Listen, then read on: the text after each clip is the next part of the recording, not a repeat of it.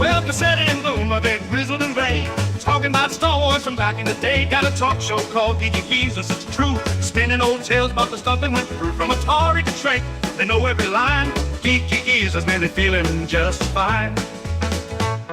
Pacelli's got a lightsaber, swings it with pride. Boomer's got a game but plays it deep in the night. They're ranting about He-Man and old X-Men too. On Geeky, they're the nerdiest crew, talking Transformers, toys that twist and they turn, singing blues for the geek life, their hearts still burn. Oh, Geeky, they're living the dream, talking comics and movies, they're busting the seams. From Battlestar reruns to D&D lore, they're preaching the gospel of geek evermore. Pacelli and Boomer, they'll never grow old. Geeky geezers with hearts made of gold. They're sitting in the studio, mics turned up loud, reminiscing about Super Friends, feeling so proud. Pacelli loves Spider-Man, Boomer's for Hulk. They argue about Star Trek with passionate both. From Betamax tapes to their old D20s, Geeky is where the nostalgia flows. They got fans in the chat, from the young to the old, tuning in to hear stories that never get cold. Talking Ghostbusters, proton packs, toys in the box, and Saturday mornings with cartoons that rocks. Pacelli and Boomer, they're keeping it real. Geeky is with that old school feel. Oh, Geeky, they're living the dream, talking comics and movies, they're busting the scenes. From Battlestar reruns to D&D lore, they're preaching the gospel of geek evermore. Pacelli and Boomer, they'll never grow old. Geeky with hearts made of gold. They're singing the blues for the games that they play, for the VHS tapes and the arcades that pray. But the spirits are young, though their hair's turning white. Geeky keep the nerd fire alight. So tune in each week to the Geeky Geezer show, where Pacelli and Boomer let the good times flow. From X-Files to X-Men, they're dropping the news, singing praises of geek life with them old blues. Pacelli and Boomer, forever they'll be. Geeky Geezer's living wild and free.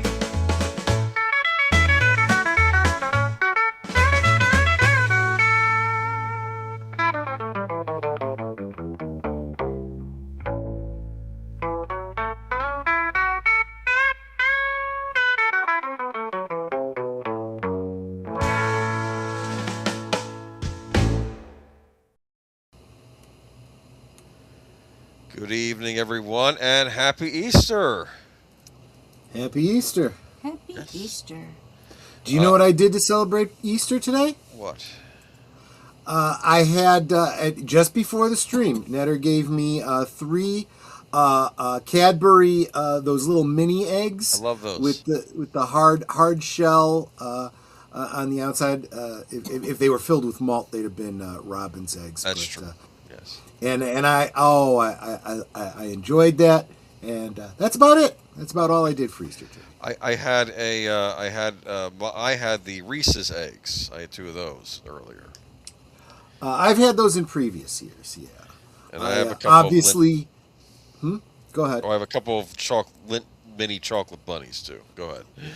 Oh no, I was just going to say that Reese's probably pretty safe, but one of the things I've been talking about on Liquid Lunches the past couple weeks is all the arsenic that has been in Hershey's and Jolly Ranchers and Kit Kats and so forth. We'll probably talk more about Hershey later in the stream, but the levels of arsenic in our candies is ridiculous. So that's scary. So just be careful, folks. Maybe start paying attention to things other than just what it says on the label. So welcome everybody to Geeky Geezers. I'm your host, Agent Boomer. This is my co-host, Pacelli. Mr. Downer, in other words. And the one and only Geezette, a Netter's Network. Welcome. Good evening and happy Easter. She's the bright spot of the channel. I was rewatching the 10 Commandments over the last couple of weeks. I did part 1 last Saturday, and then the part 2 last night, because it's a long movie. I thought you were going to say over the past couple of weeks. I did a commandment a week. I was about to say 10 minutes. Yeah. You don't do a command. You're supposed to do the commandments every day. But anyway. Right. I don't know, man. I better not kill anyone today. when Charlton Heston, he comes down that mountain and he sees them all in front of that golden calf, he is not happy. Well, understandably so. I mean, it's funny because I don't think people look at it quite, from the pure narrative standpoint, right? You look at it from the religious standpoint. He's the religious leader. He's the guy that went to talk to God. He speaks for God. So he's got this righteous indignation, right? Yes. But you also have to look at it from the point of view of this guy kind of raised up from slavery, lived as, a brother to the Pharaoh. Now, he just wants his people to be treated decently. Yes. Gets thrown out, leads his people, literally risks his life Yes. to get his people out of slavery. Yes. Promises them, trying to hold them together, and these people are like herding cats. And I think he finally got to the point where, oh my gosh, I just went and stood in God's presence, lost some years of my life because of the experience. I mean, that's one way to read that particular passage. Yes. He was aged by the Yes, process. he has white hair. In the movie, he gets white hair. Gray. At first it's gray, and then at the end it's white. Yes, I remember that. Yeah. And that's when God is showing himself by a proxy, by the Not whole, even directly. Yes. Yeah. There's a passage in Scripture where someone was in God's presence and was struck dead because of it. Right. That unfilteredness. But anyway, getting off topic, it's like, yeah, I kind of understand him losing his temper. There may not have even been righteous indignation. It's just, I'm tired of you people, What was that Edward G. Robinson whispering in everyone's ear? And that's Yeah, right. And let's throw Deborah Paget on top of the Golden Calf. Right. Good old Deborah Paget. But chat is not open, everyone. Thank you. Happy Easter. Thank you, Big Al. Appreciate it. I hope everyone has a wonderful day and have a great show. Happy Easter. We don't have any Easter theme thing tonight. No. I feel we've covered a lot of that stuff in the past. So I had totally forgotten Easter was coming up until was it you that mentioned it Friday, or maybe Big Al? I think it was someone in the chat said he was fish fry battering fish. So you associated that with Lent, I think, and that's what made you. And then we mentioned. No, I did mention it's Good Friday. I think I might have mentioned it. Yeah. But wonky internet. A pepper and egg sandwich on Friday because, I ran out of eggs. May have run out of peppers too. So just bread, just bread. If you're like the Israelites, you would have had unleavened bread because it's the bread of haste, as it was said in that movie, which I thought was interesting. So, would you say then that Latin American culture is keeping that idea alive with tortillas? I never thought about it, but maybe. If it's flatbread, right? Yeah, I didn't think about that. It really is, yeah. Deleted scenes, welcome. Netters Network, welcome. Of course, you're in the chat with us. Hi. Hello. And Dpensec FKHC 2005. Oh, and did I say thank you to Ruby Hoove? Hold on. Not yet. For I don't think doing you've the gotten gifted there yet. membership. Thank you so much. Let me get that up there. For gifting a Netters Network. Oh, my goodness. Oh, and then she just gave me one too. Thank you so much. I can bring that one up easy because it's on my screen. Gotcha. And then it was for David Davinia Robbins 298. Well, you got a Yep, and mine went to Beelzehub. Ah, That's a great name, Beelzehub. A name on especially today of all days. But yes, anyway. And she says she's celebrating 12 months of it. It's 1 year membership. Oh, Happy welcome Easter. and thank you so much, Ruby Hoove. Super, super appreciate you. You are so wonderful. Now I've gotten you way out of order. I'm sorry about that. It's okay. I'm just trying to mention who I haven't mentioned yet. PJO. Oh, sorry. You We and I got are doing Connie? the same thing. I got. Okay, I'm Connie not going already. to touch it anymore. It's all you. It's all you. I don't know. If I miss anybody, I apologize. Enigma Severus, welcome. Good to see everybody. Welcome. Let's see if I missed anybody. I do apologize. Watch the Ten Commandments this afternoon after Jason and the Argonauts. Maybe I should watch that next week. Yeah. That is a classic. I do love Jason and the Argonauts. I should have watched was the Easter bunnies coming to town. That's a good one. You know what? I did Well, watch it's that. the Easter Beagle Charlie Brown. Right, right, I right. We watched didn't that know earlier that. today. I watched It's the Easter Beagle Charlie Brown. I did do that. Yeah, yeah, And yeah. that's the one episode where finally Pepper and Patty is the one being reasonable. Marcy's being the idiot in that episode. The Yes, eggs and yes. everything. She's getting frustrated because Marcy's being so stupid, and it's like this is not Marcy. Marcy is the intelligent one. I don't know what was going on in Schultz's She brain. must have gotten a hold of some brownies or something that she shouldn't be having or something. I don't She know. took from the wrong plate of brownies. Yeah, Yes. exactly. Cats would be easier, and they should have left Dathan behind. Well, Egypt didn't want him. Well, They were right. like, fine, you go with your people then. Netter's the youngest member on the panel at 39. I agree. Yes. There you go. 39. More humans. I don't know, man. When that golden calf that explodes on the thing and they get the earth opens up, I'm wondering where they're headed in that scene. That's all I'm gonna say. Is that like a direct pipeline to you know where? We could I do a whole stream about the assumptions and the realities of that Exodus story. Sure. And who that so-called golden calf was meant to represent, and we can go down an interesting rabbit hole. Yeah.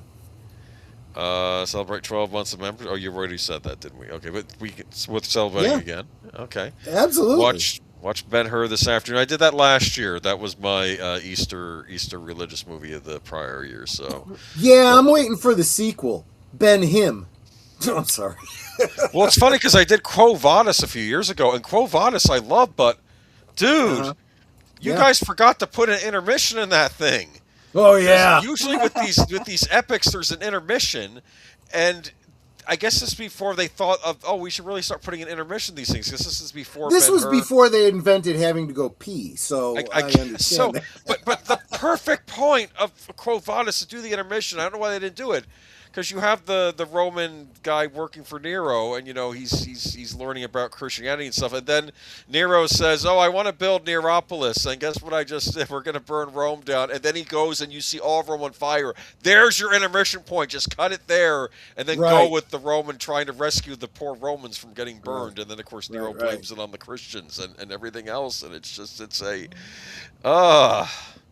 but Ben Ben She-Her. Yeah, coming to Disney Plus, I'm sure. Oh, we'll be talking about some stuff coming to Disney Plus real soon. Go there, please. Well, I'm afraid we're gonna have to. But happy Sunday, thank you, Daniel Barry Sports Highlights. So let's go to the presentation. Oh yeah, presentation. There we go.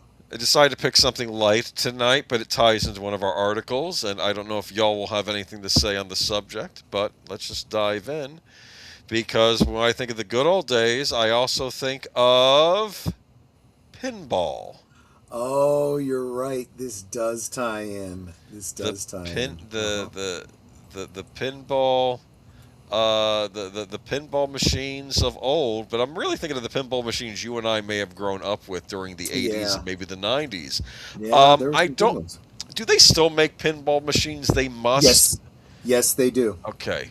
Because I know still companies that make them, service them, distribute them. Yeah, they do.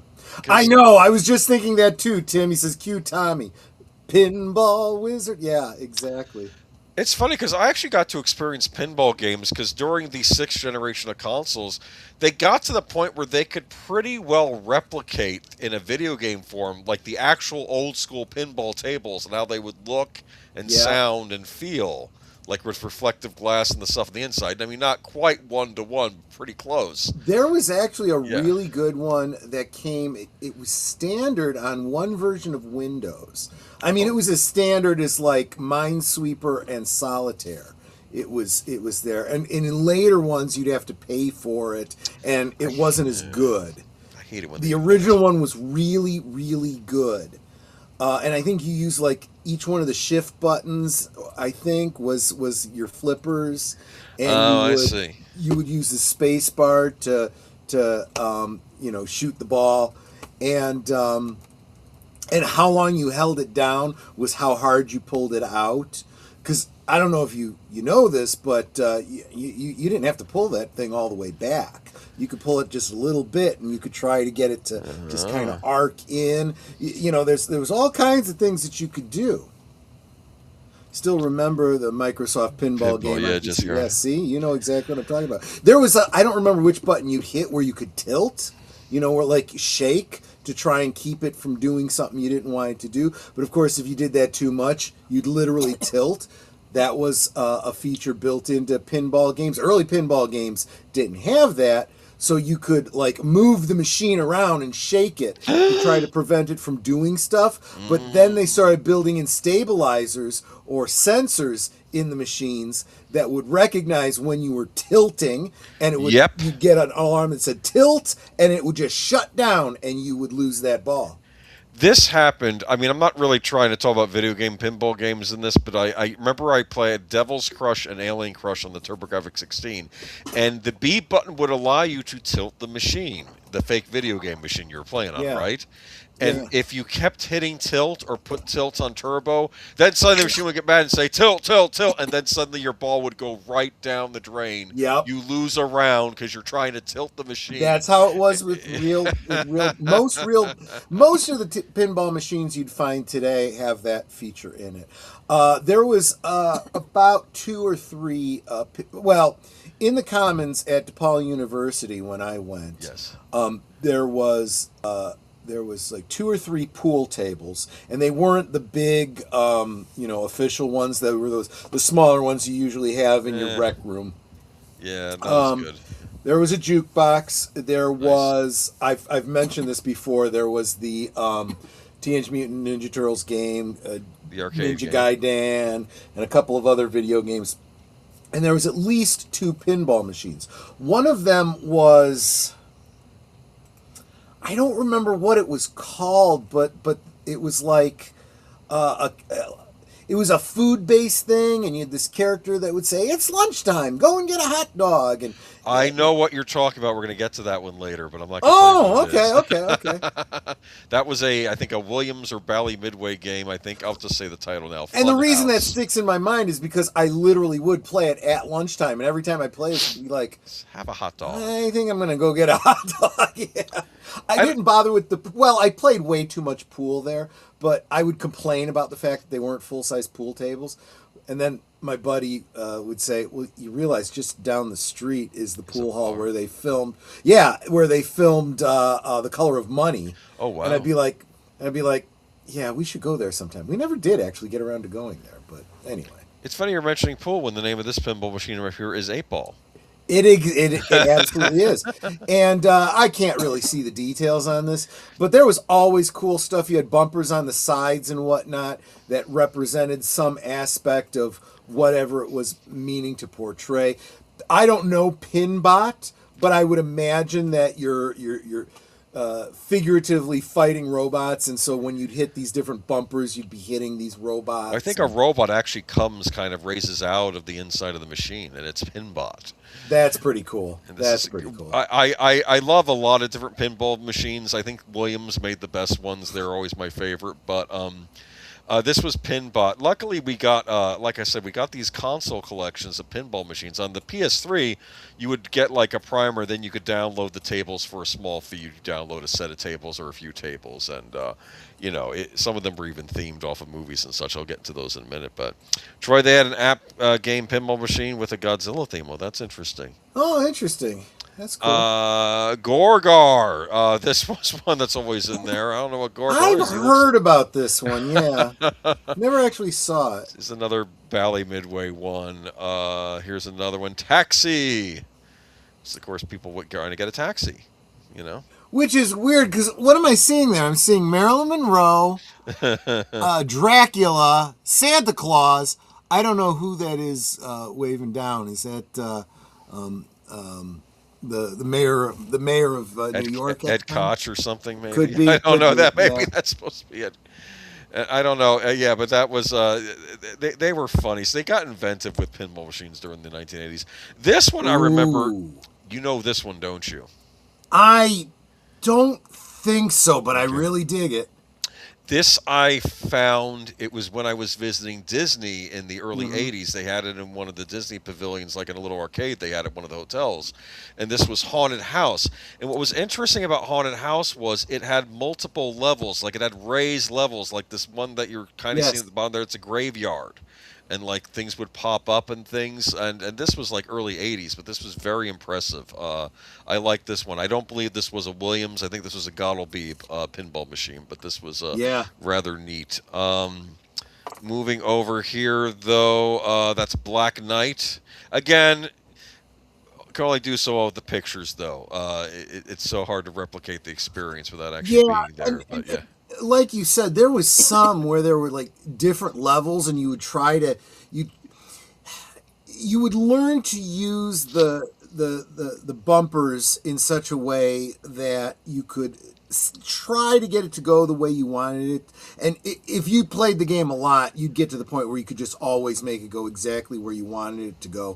When the ball was at a certain point on it, if you flicked it at the right time, it would go at a certain angle, depending on the speeds and stuff like that. It could go into these spirals that would take it up to a level, or it would drop down into another level. Sometimes it would go into an area where you couldn't see the ball, so you didn't know when it was going to shoot out at you.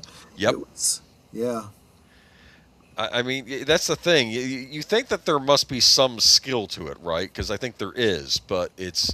But there's also a degree of luck to it. Yeah, how much is skill, how much is luck with these machines, yeah. As much as they had computerized stuff in them, with computerized voices later and on, stuff like that, it was still all mostly analog, because you're dealing with an actual ball and actual switches that flipped...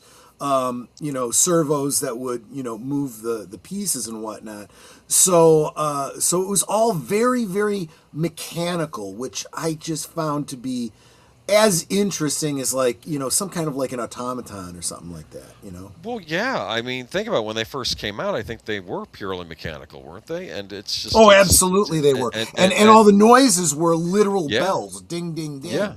In fact, I think you used to be able to win money from those machines. Oh, what's it say? Let's see. Worked at a convenience store, 8 years old. We couldn't find a babysitter's mom would give me a roll of quarters, and I would play pinball and joust for hours. Okay. Yeah. Well, you're absolutely right about that. And the problem with that was that the kids wanted to play them, but it was like it was seen as gambling if there was an element of being able to win money from them. And that just seems kind of backwards, because it didn't make the kids want to play it any less when there was no money to be won from them. It's like, okay, we'll just take your money, no problem. What's they this? just want to test their skill. Yeah, exactly. Did a pinball machine attack people in Maximum Overdrive? Did that seriously happen? I wouldn't be surprised. I can't remember because that was one of the we just watched Firestarter last night, which was one of the better. It may actually be one of the best. Yeah, George C. Scott as the heavy in that. Yeah. Oh, yeah, very sick guy. Yeah. And but Maximum Overdrive was one of the stupidest premises. I put that movie right up there with The Happening. That's how stupid it is. Yeah, I never watched The Happening because I just heard how bad it was. It makes, if there's a supernatural element, okay. If there's a sci-fi element, okay. They just don't explain it at all, and you're like, this makes no damn sense, Yeah. This one's called Class of 1812. This is a Gottleby. This is a ridiculous one where it's like all monsters. Like there, you can get a better clue. Like it's like, look at are they pouring punch into a coffin? Is that what I'm seeing here? Yes. And you got like a vampire and like all these creeps in this. I think that's supposed to be the Bride of Frankenstein. This is very clearly meant to. Well, yeah, but without Universal. Getting on trademark, yeah, exactly. Yeah. But I'll tell you something else I think they're trying to homage or rip off without getting in trouble, and that's Rocky Horror Picture Show. There was a pinball machine for that? I'm sure there was, but I'm saying this particular one looks like they were trying to emulate that. Yeah, exactly. And look, you got this dude wearing a kilt with a skull and bones attached to it. Yep. It's just... That's either the Bride of Frankenstein in the middle there, or that's the Roderick Usher's sister. Or Medusa, I don't know. Moving on though. Do I have a picture of the actual machine? Okay. Of course, we Oh had wow. themed machines. Have you ever seen? Did you ever see this one? I did not see that. Oh well, I take that back. They may have had that at the Star Trek Experience in Las Vegas, but I wasn't paying attention to pinball machines. You were busy doing other stuff. I was doing other stuff. Yeah. I have played an emulated version of this, of course, in one of those pinball collections I got on the PlayStation 3, and this was you had to pay extra for this one, obviously. But you know, and what was neat about this is that you have, of course, you have I mean, look at that artwork. You just got the whole crew there. Yeah. You have I don't know what kind of machine is attacking the Enterprise there. if That that's is above the that vessel, is no. It is an independent ship that was commanded by an offshoot of the Borg, led by Lore. That's Data's, right. Yeah. The It's actually table- a ship that I have in Star Trek Online. This actually would have one of those screens that would display stuff on it. It was like only in dots, right? You know, so it's very simplistic graphics, Right. but like Right. there'd be a part in it where you'd hit a certain segment on the board. It says, "Captain, we have engaged the Borg," and like little Borg cubes would show up on the screen. And That's stuff. pretty cool. Yeah. It Well, was- so it was- and this is the thing to remember about this, and this was true about a lot of. I think I did see this game. Now that I see it from top down, Yeah. I recognize this. But this was a license that they had with Paramount. Yes. So a lot of the games, there were a lot of games for movies, and they were obviously licensed by, what is Bally's or whoever. Bally but- Midway God will be one of those, yeah. Exactly. But it was usually to promote something that was, in the theaters at the time. There were Star Wars pinball games. Yeah, I'm going to get to that one in a minute, Okay, I think. okay. Actually, I'm did I getting put it. that one in here? Well, let's do this one. We, of course, have Doctor Who. Okay. I didn't know about this one either, but it doesn't surprise me. I saw this once. I never got around to playing it, though, but I did see it in an arcade. You have, I like the artwork, though, Sylvester McCoy in the middle, because I guess at that point he was the latest Doctor. And, of course, you have Peter Davidson, Colin Baker. I see all of them. I see Tom Baker. I see Patrick Troutman, Patrick Hartnell, Troutman and right there, Pertwee on The the side. first Doctor's It's- on the right, yeah. Mm-hmm. It's interesting. You know what? I'm just realizing it. Are these are, I get it. Odd numbers on the right, even numbers on the left. Interesting. Interesting. Okay, yeah, that's what they did there. And of course, we have the main table, which I can't see that well, but you see the visage With the of master in the center, in the yeah. middle, yeah, and probably other enemies on the board. I'm sure there's got to be a Dalek. Oh yeah, right to the side of him. On either side is the Daleks. Yeah. Yeah, so very cool. I wish I picked this one up. Hey, and me that and one my on the monkey. PlayStation. Sorry to hear you're sleepy, but welcome. I'm glad you're here. There's yeah, the there Star it is. Wars The Star one. Wars game. Yeah. Supposedly, though, this one is from much later, so maybe there were other ones earlier, because I think this There one was were. out in the early, like, 93 or something. Data East made this. So I think that's kind of neat, though. You got Darth Vader and all that on there. There's the actual pinball machine itself. You get Look a better at that clue. R2 in the upper left there. Very Yeah. neat. And you got, of course, the visage of Luke Skywalker and Darth Vader fighting from Jedi. You see the Emperor there in Yep. the background. Very cool. Well, that's how you know it is. Despite saying it's Star Wars, it actually comes from later. Yeah, you can see that railing along the right hand side. That's the kind of thing I was talking about. Yep. Yeah. That the ball would go through and everything. Very neat. That I wish I never got a chance to play this machine, but this is a neat looking one.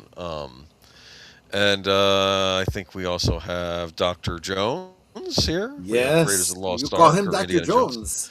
Yes. That should just be, you should just have Short Round's head in the pinball machine with the baseball cap saying, "You call him Yes. Dr. Jones." That would be nice because he Yes. sure got the shaft in the later movies. Never got a return of him. Yeah, especially considering that actor had a resurgence. Disney royally I screwed that know, up. and he would have done it. He totally would have done it. Got some James Bond 007 with GoldenEye pinball machine here. Nice. Very nice. GoldenEye must have been the one that they really went after for licensing between the pinball, the video game, and all of that. Back in the early '90s, because Bond had been on hiatus for a while. Because Yeah. I argue that there were 2 Timothy Dalton movies we never got to see because they just didn't get made because they were plot lines for 2 more Dalton movies which never got made. One There was was going to yeah, go ahead. License Revoked was one of them, right? Well, they did. License Revoked ended up becoming License to Kill. That was the original title for License, Gotcha. which Gotcha. I admit is a smarter title than License to Kill because it's about his license getting revoked, obviously. But, Yeah. another one of them was supposed to be about him going to Japan and dealing with an assassin in Japan, which would have been interesting because it would have been the Japan of the '80s, which was, very, glitzy and a lot of wealth getting spun around. That would have been an interesting setting for a Bond movie in the '80s, but we just didn't get it. But yeah, you can see there on the board, you got Famke Janssen there to the right as the henchwoman on the top. But did they have a Jurassic Park pinball machine or Jaws? They must have. Here's the thing about They did have a Jaws one. I do remember the Jaws one for sure.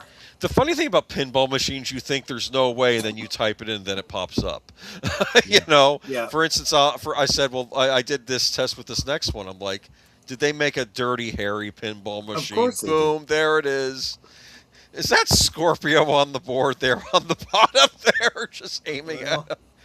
I hated Scorpio so much. You could buy the Jaws Pro Edition pinball machine by Stern. Stern for made it. Okay. $1,000. Well, no, that's $1,000 deposit. I don't know how much it actually goes. They're not cheap if you want to buy an old pinball machine. I often argued if I was a rich man, like Tevye used to say in Fiddler on the Roof, I wouldn't even bother with arcade machines. I would just get pinball machines because these things are incredible. And like I said, I did want to give credit to PlayStation 3 because back in the day, because they were bringing out these pinball collections. Unfortunately, another company took them over, releasing these classic pinball machines in video, like video game form, but they started censoring them. There's too much cleavage by the hillbilly lady on the screen. Are you kidding me? These are historical artifacts. Don't be censoring them. So I just didn't bother. And I'm not blaming the company that made it on the PS3 because I think they just lost the license to the table. So another company got them. But what can you do? And I don't know where we are with pinball emulation now on modern consoles, but we are going to have, there is going to be, and I threw this in here because I'm like, was there an Incredible Hulk machine? Yes, there was. That's very interesting. This was clearly from an era when the animated Saturday morning shows were on. Probably. So this is what they were probably. Looks older, like almost from the 70s, right? Yeah. Yeah, it looks a bit older. Well, probably early 80s. It looks neat, though. I mean, I would have tried it out. Because I was trying to see if they had a Spider-Man machine or a Superman machine. But the one you were referring to earlier... This is it. Funhouse. This That's is right. Funhouse. Funhouse, and I guess they still make pinball machines, but I remember when this came out, and I want to say this was when? Sometime in the 90s, maybe even later 90s. It had to be early 90s because... it was early 90s, okay. I was 89, 90, 91. Okay. I was going to school, yeah. This was a phenomenal pinball machine. Whenever they would release those pinball collections I was telling you about, Funhouse had to be on every one of them because this is the one people were buying it for. You have this ventriloquist-like dummy.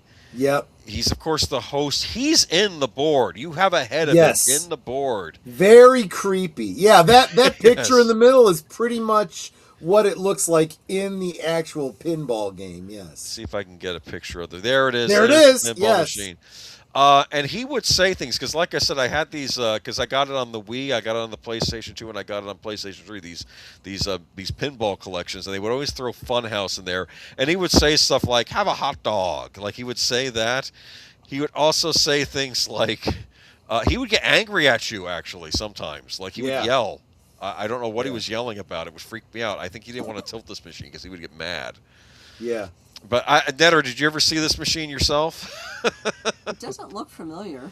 With the dummy head, yeah. I just this was an incredible. I've never seen one in person. My brother told me stories because he was going to college around the time this was out in arcades, so he would see it there. But I've always wanted to see one of these in person. But this was like at that point peak pinball technology. I think it was one of the last ones Williams or Midway maybe they're the same company, maybe one got bought out, really released, and I felt it was sort of like a capstone to a long era of great pinball machines. I'm sure other companies make them now, which I'm sure they're great, but this was, I think, one of the I last seem Williams to pinball remember machines. that using the left flipper, you could shoot the ball into a hole on the right. It would end up going up into that that diagonal rail that you see going across the middle, drop it, and it would drop down for you to use your left flipper again. You could have it going. If you were really good, you could keep it going and keep racking up the points, but it wasn't really that good. Yeah, I mean, but it was fun to look at, wasn't it? Oh gosh, it was fun. And then, like I said, if you went through a certain area, he would say, "It's lunchtime. Why not have a hot dog?" Yeah, it's like he's a carnival barker or something. Yeah. Like they even had this music playing, like dun, dun, dun, dun, dun, like this weird, like Yep. I was like circus type. It's Yep. just weird, and I think I'm not going to say it's the best pinball machine ever made, but if I had to pick one, I would say it's the best pinball machine. I mean, It is the it's one just, that stands out in my mind the most. Yeah. and there have been some great pinball machines over the years, but I especially did like Yeah. this one though. But how about yourself, Ned? Or did you have any pinball memories?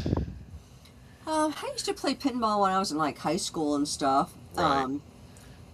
It's like, because that was like the big thing was Pinball Wizard was the song. From Tommy. So Tommy everyone was the playing, Who. Tommy the Who. pinball because of that. I can't recall off the top of my head what any of them were called. I know there was one with Elton John on the the picture on the top part. Yeah. I don't really remember the other ones because that never really was important to me. It was just I want to play the game. Yeah. Here's my quarter. Let me play. I'm kind of curious. You think they ever made a Tommy-themed pinball game? I would be surprised if they didn't. The deaf, dumb, and blind kid sure plays a mean pinball. Now, the weird thing is you might think, well, that's impossible, but they've actually, I know that on, I think even on X-Play or one of those tech TV shows, they had a couple of blind adolescents, and they were playing Mortal Kombat against each other, and they were doing okay, and I'm like, how? How were they playing it? They can't see it, but maybe they know timing, or they listen? I don't know, but they were playing it, Yes, there is. I'm seeing a pre-owned version of it from 1975 going for $6,000 on eBay. There's another one going for $5,000 on eBay. Stuff's not cheap. Yeah, No, but it's not. it's kind of neat. Maybe one day I'll look into maybe whoever. Actually, I think they have a Stern pinball line out now, which you can buy, which might be uncensored. I have to look in to see if they're still censoring this nonsense. Because come on, it's over. Move on, people. We're out of the. Well, I keep saying we're out of the woke era, but we'll see. All right. Well, that's it for pinball, but we might have a pinball story in a little bit. But yeah, they did all-time classics from the 1990s, released by Data East. It's the Who's Tommy Pinball Wizard. Okay, so Data East made it. Data East made a lot of games back in the day. Yeah. But our first story of the night, unfortunately, is in remembrance. Demond Wilson, Lamont on Sanford & Son, dies at 79. Go ahead. This was actually back from February. We missed this one. Otherwise, we actually wouldn't have had one tonight. But okay. we couldn't let this one go. This one came to us from Geek Flag with Nate Knows. So thank you so much for bringing this up, Nate. And then I sent it to Boomer, and I was like, "Did we miss this one?" You're like, "Yeah, we must have done." No, because I would have asked you. I mean, I don't know if you watched Sanford & Son yourself, because that could have been a good old days. I did not in its original run though. I Right. watched it when it was in syndication. One of those shows that you would see like literally every day, in the evening, on your local affiliates. Red Skelton was on that, right? Oh, Red Fox. My Red mistake. Fox. My Red mistake. Fox. I'm confused. Yes. Okay. And of course, his whole thing was whenever something would be upsetting to him, he'd act like he was having a heart attack. Oh, it's a big one! It's a big one! and he announced to his wife that he was coming to see her in heaven. Oh, okay. Demon Wilson, who starred alongside Red Fox on Answer to the Hey Dummy, yes, for 6 seasons on the popular 1970s NBC sitcom Sanford and Son, has died 79. Wilson died Friday of complications from cancer at his home in Palm Springs. His son, Desmond Wilson Jr., told TMZ. On the strength of his performance on the 1971 All in the Family episode Edith Writes a Song, he and Cleveland Litter are burglars from Harlem who hold the bunkers hostage in their home. Wilson was hired as Lamont Sanford, the son of aging widow Fred G. Sanford, proprietor of Sanford & Son Salvage at 911 South Central Ave in Watts. After learning about the series format, I was doubtful about my involvement in the project. I thought about it long and hard and decided to take a chance, Wilson says in 2011 book Black and Blue: The Red Fox Story. Red and I thought we could grab some quick cash plus notoriety, then move on to the next project. Well, it lasted 6 seasons, so I said they did pretty well for themselves. Yeah. Especially in the 70s. And I don't know. The 70s was a marginal time, so I don't know if this fell under the rights and whatnot. But if they got residuals the years later, that was probably pretty nice. I'm coming to Elizabeth. Yeah. Well, you did get they must have gotten residuals, because I know that was a big thing with Bob Crane and what was the name of that show? Hogan's Heroes. Mm-hmm. Because there was one of the plot lines in the movie is that, or at least in the documentary of the movie, was that he was struggling, but Hogan's Heroes was about to get into syndication at the time, like they were, or like he was about to get the syndication money, and it would have been worth a fortune. Like he wouldn't have had to work anymore in his life when he was going to get syndication on that. But then he was murdered. Yeah. And there's big suspicion as to who murdered him too. It was in this documentary on the DVD. It's interesting. But rest in peace, Demon Wilson. And sorry we missed it back in the day. Did you know that Red Fox was his stage name? His real name was Fred Sanford, and he created and developed Sanford and Son TV show. Interesting. I didn't know that. Wow, I did not know that. That is interesting. So it's funny. His stage name. Yeah, it was him on the show, but his character name was his real name. That's interesting. That's actually very clever. Okay. Oh, now we got to move into the present. Okay. Oh, Epic gosh, Games. here we go. I don't want to spend too much time on this, but this was mentioned by WDW Pro, as I recall. Right? You were saying that Fortnite apparently is not doing as well as everybody claims it is, because of course Fortnite is the big game that all the game companies were trying to copy, with projects such as what was the name of that game? Concord, that Sony pumped all that money into. And lost a lot of money into it. I'm sure that has nothing to do with the increased price of their consoles. But anyway, I'm just... the company behind Fortnite is facing a difficult moment. Epic Games confirmed a major round of layoffs, cutting around 1,000 jobs as it grapples with slowing engagement and mounting industry pressure. The announcement signals a shift for one of gaming's biggest success stories, as changing player habits and economic challenges begin to take a toll. For many inside the company, the move reflects a broader reality hitting the entire gaming sector right now. The decision was outlined in a message from CEO Tim Sweeney, who acknowledged the challenges faced by the company. Today we're laying off over 1,000 Epic employees. The move begins. I'm sorry we're here again.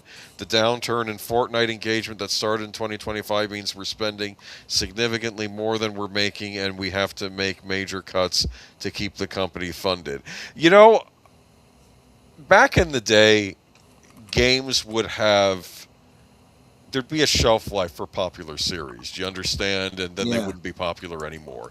But I think because of games like Call of Duty and maybe games like World of Warcraft, which had years and years, people thought that when you have the big hit, you're going to be there forever. And I don't think that's the case with Fortnite anymore. I think they're now bleeding players now.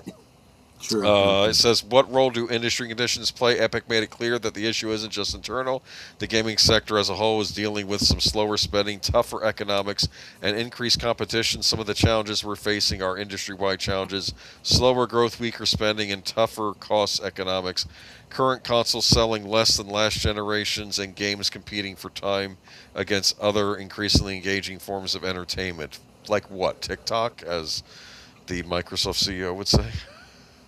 Yeah, and let's not forget that these game companies have been busy putting out a bunch of propagandistic crap.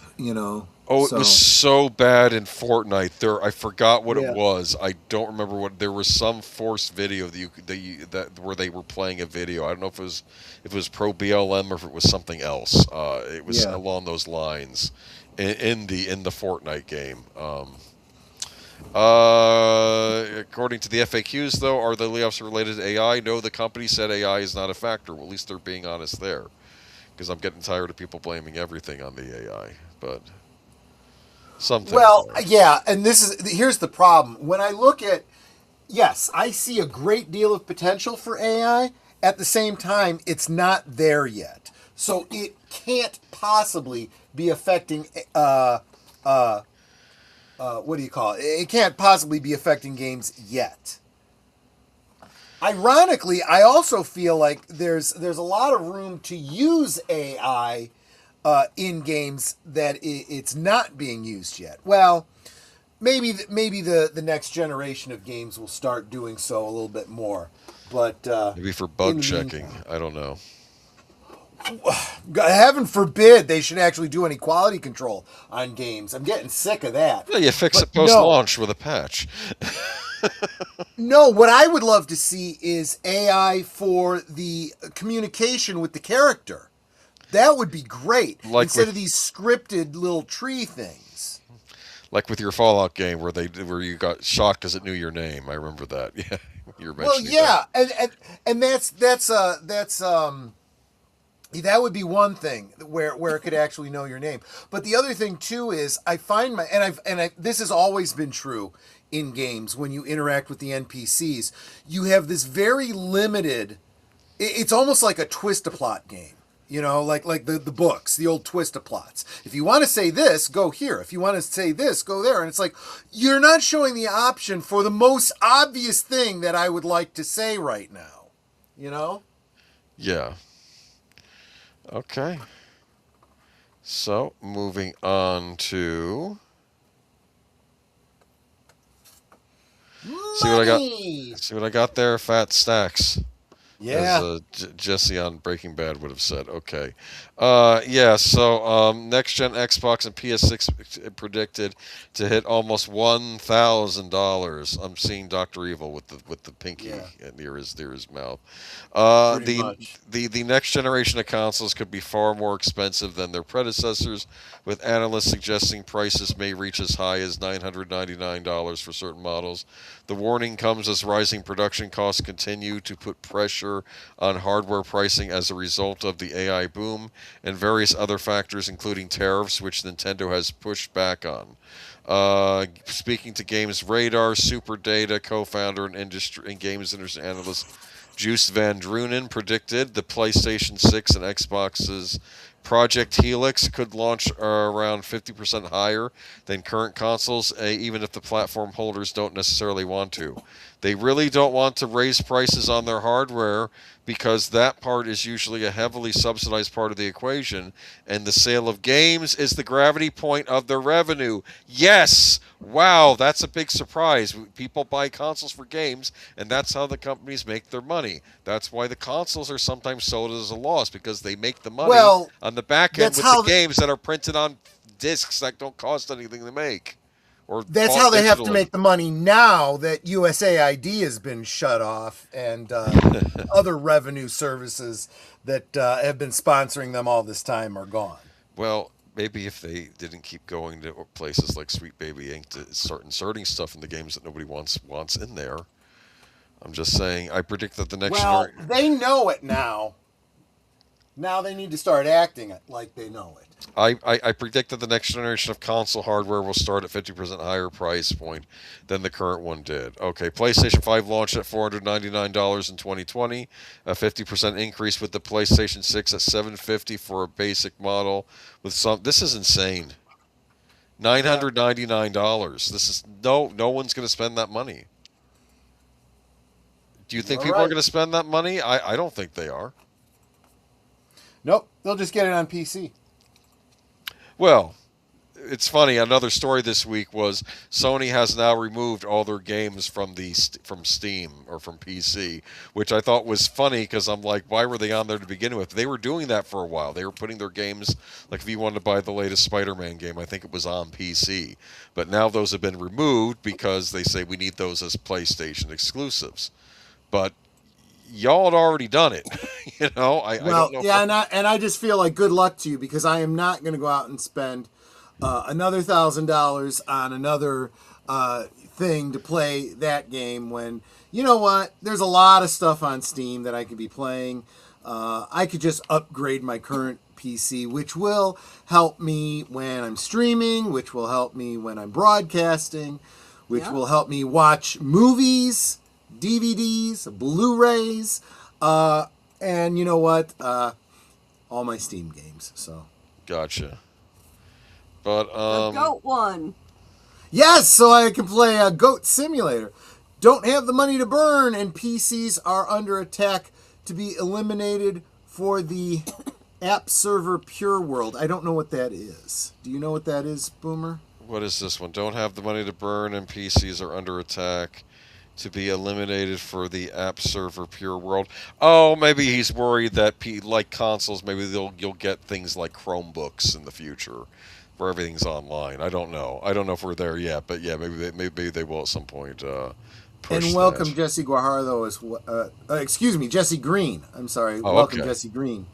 They pay $100 for some games. Still, what want you to pay more? Yeah, exactly. Well, that was for like collector's editions too of games like the Star Wars Outlaws. There was like 100. I think there was a more expensive edition. The base prices still haven't gone up to 100 yet, but people are worried with Grand Theft Auto 6 that that's going to be your first $100 game. They're really worried about that. Insiders apparently want that to be $100 because I know Nintendo has pushed things up to $80 with some of their titles. And yes, they did. The Super Mario Brothers Wonder game they released on the Switch, even though it's an enhanced version of the one on the Switch, it has more stuff. It's $80, whereas the Switch version cost me $60. And I assume if you have the Switch version, you can just upgrade it for another $20. But the point is, it's still $80. It's like another $80 game, and now I'm worried we're going to be pushing toward $100 games, and it's like people can't afford this. Welcome Corey from Wilkie's Movies and Music. You know what I was reading about today? Because I'm trying to come up with an idea for my final class project for my I'm taking a rare books class, and apparently there was a subscription library in England before public libraries became the norm, and it was something where you'd pay a subscription, and it was cheaper than actually going out and buying a physical book. Does any of this sound familiar? You can pay a subscription fee to this library, but then as people got dependent on this one chain for subscription fees to buy these novels, to get access to these novels, then the main company started doing what they call triple-decker novels. Do you know what a triple-decker novel is? I can't even imagine. I found out today. A triple-decker novel is a novel that they've cut into 3 different volumes. Publishers hated this too. They said it was more expensive for them because they would just publish a novel as 1 volume. But they would split it up into 3 because then they could charge you rental credits or points for each part of that, for each of the 3 volumes that make up 1 novel. How awful is that? Yeah. Because it was ridiculous, and this was only in England. In America, you could just, but the books weren't as prohibitively expensive as they were in England. This was going on in England at the time. I mean, authors like John Saul, Stephen King. I don't know if Dean Koontz did this. They would do anthologies, which were really novellas. Yeah.